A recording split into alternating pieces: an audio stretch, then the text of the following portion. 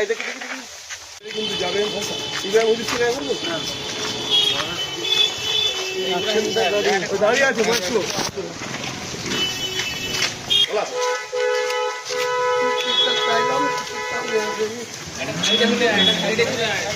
এদিকে এদিকে এদিকে ভালো আছে জি আলহামদুলিল্লাহ দোয়া করবেন এই দেখি দেখি দেখি ও ভাই এসছি আপনার 11টা 10-15 দুসারে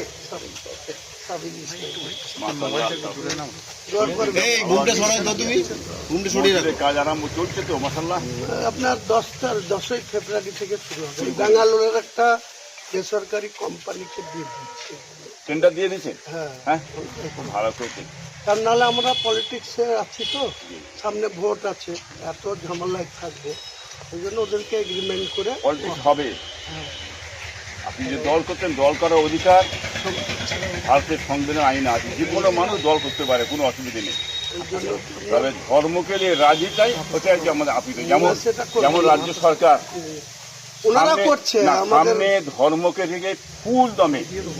এই মমতা ব্যানার্জির দল বলে রাজনীতি করে বেরিয়ে চলে যাচ্ছে আর মুখে বলছে আমরা রাজনীতি করি সাধারণ মানুষের ট্যাক্সের টাকাই করছে আমরা তো আমাদের কমের টাকাই করছি এটা তো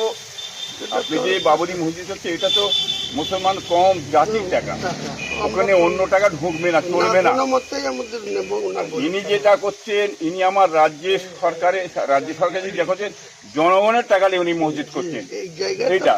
এইবারে মন্দির করছে এটা তো হিন্দু ভাড়া করতে বলেন না তো ওনাকে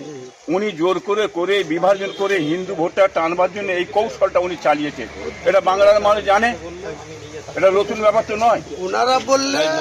ধরেন সেটা সাংবিধানিক ভাবে আমরা বললে তখন বলছে অসাংবিধানিক এটা যে আপনি বুঝতে পেরেছেন এতদিন পরে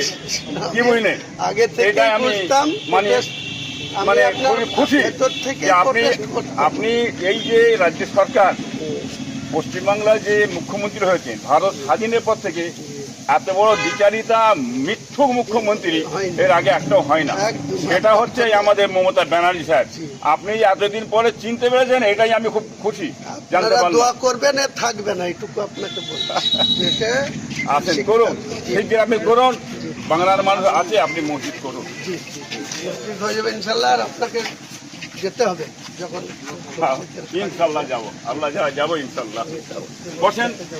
বসবো না আমি একটু আব্বাস ভাইজানকে একবার দেখা করি তারপরে নামাজ পড়ে আবার আমি কলকাতায় 4টায় পৌঁছাতে হবে